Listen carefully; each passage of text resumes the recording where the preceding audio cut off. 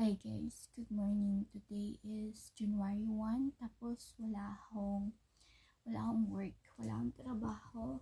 And then, alam niyo ba, kukwento ko sa inyo. Buti na lang meron akong mga pagkain dito sa loob ng kwarto ko.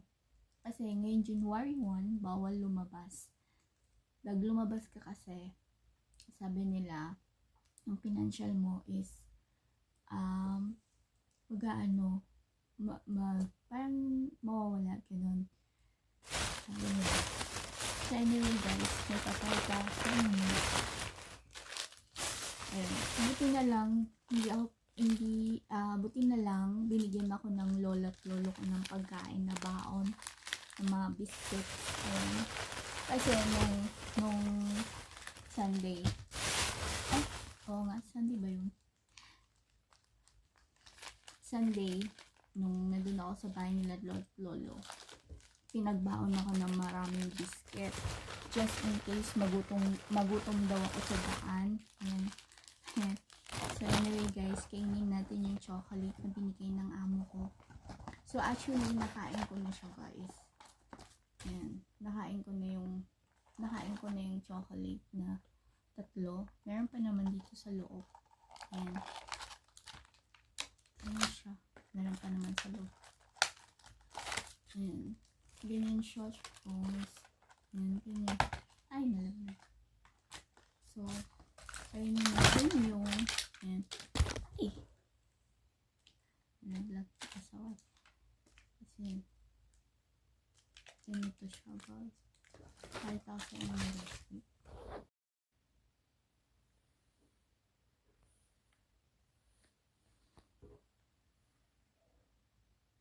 Dahil meron ako dyang spam at meron akong biscuit, magkakatas ako, and then kain muna ako ng chocolate. 7:01, nagising ako ng 5:30. Natulog ako kagabi ng 1 o'clock, nagising ako ng 5:30. So 4 hours and 30 minutes ako nakatulog. Pero dahil ngayon public holiday, magre-rest muna ako until nagre-rest ako. Tapos pag-iisipan ko kung lalabas ako or what. Sabi nila, bago ka lumabas ng bahay, kailangan maglagay ka ng pera sa baw para yung bad luck hindi ka masundan ng buong taon. Pero mas maganda daw na hindi ka lalabas ng bahay. So anyway, itok pa ako guys. Pero wala akong ibang kakainin kundi ito, chocolate. So yun. Actually, masarap siya lahat. Wait. Diabetic ang abot ko dito guys. Pero ganun talaga.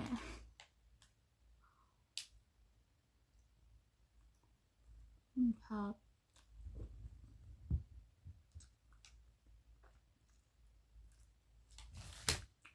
Ano ba?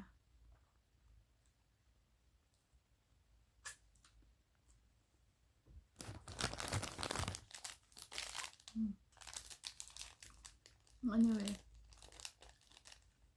hindi ako magkakasakit ng Jesus name. Hindi hayaan ng Diyos na magkakasakit ako. Alam niyo ba, 13 years na akong alone. Meron pala nag-comment yan. Sabi niya, panay daw ako ng flex ng shopping.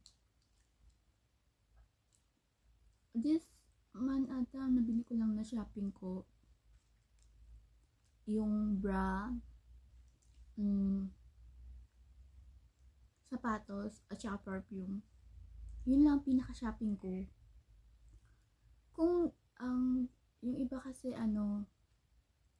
grocery. Hindi yun tinatawag na shopping. Grocery po yun. So anyway guys, kain tayo ng caramel salted biscuit. Alam niyo ba, laging nag-aalala si lolo at lolo.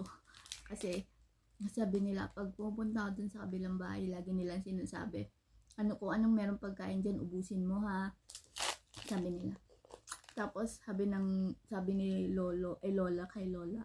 Ay sabi ni lola sa akin, yung bahay daw na kasi inuupahan lang nila yon.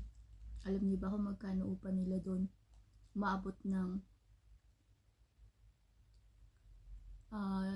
450k ay 450k thousand yung upa nila doon. Sabi ni Lola, actually bahay mo to kasi ikaw yung titirahan. Kasi ano lang sila doon pauwi-uwi lang ba. Actually ito yung bahay mo talaga. Kainin mo lahat ng gusto mo kainin dyan sa loob ng ref, ginagano. Yan. Tapos si Lolo, sabi niya sa akin, sana sa buong taon swertihin ka at matupad na yung pangarap mo. Alam niyo ba laging pinagdadasal ni Lolo at Lola na matupad ko yung buong pangarap ko. Yun. Kain tayo ng biscuits.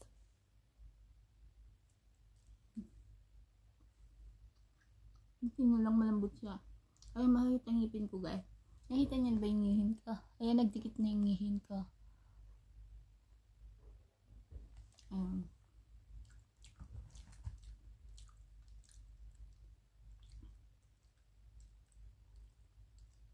Maano nga lang, mag-gastos kapag nagpapa-adjust ka na nagpapa-adjust ng ngipin. Sobrang mag-gastos kayo. Hawaga, ngayon ko lang nabibigyan ng luho yung sarili ko. Unlike before. Sa totoo lang, lagi kong inuuna ang ibang tao. Ang ibang tao lagi inuuna ko. Kasi wala akong pakialam sa sarili ko. Na-realize ko na lang nung nawalan na ako ng sobrang na-realize ko na lang nung naloka ako sa lupa. Yun. Ang tagal dun bago ko na-realize. Simula na sinilang ako.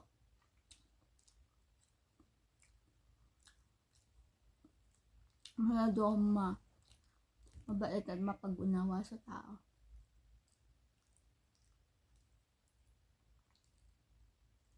Kaya alam nyo, kaya gusto ko mag-isa. Kasi kapag mag-isa ka lang, malayo ka sa pagkakasala.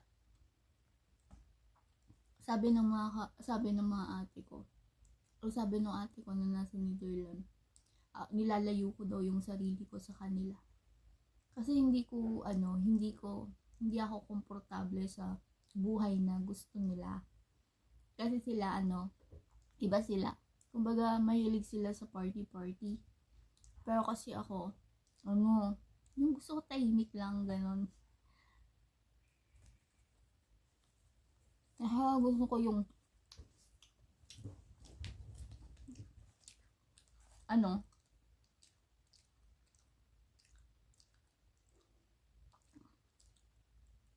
ayoko ng magulong buhay. Ayun. Gusto ko tahimik lang. Alam niyo rin ba, na sa amin magkakapatid, ako lang hindi binigyan ng lupa. Yung mga kapatid ko lang, hindi ako binigyan ng lupa ng mga magulang ko. Buti na lang hindi ako inggitera. Nagsikap ako na bumili ng sariling lupa ko. Nagpapasalamat ako na yung mga magulang ko na hindi ako binigyan ng lupa. Kasi kung binigyan ako, siguro hindi ako nakapagsikap na magkaroon ng sariling lupa ko. Kaya thankful ako na iba yung pagtrato sa akin ng mga magulang ko sa compare sa mga kapatid ko, tapos sa mga ate ko. Ayun, thankful ako kasi dahil sa kanila parang itunulak ako na magkaroon ng sariling lupa, bahay, tapos makapag-ipon, ganun. Maganda talaga kapag meron yung mga taong hindi naman sa ayaw kanila. Kumbaga,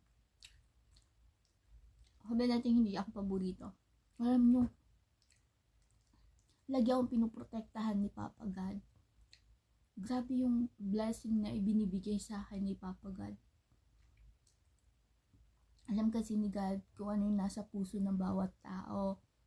Kaya kahit maraming taong gumagawa ng mali sa'yo, maniwala ka lang kay God, kay Papa God. Hindi ka niya pababayaan. Ako kasi hindi never niya ako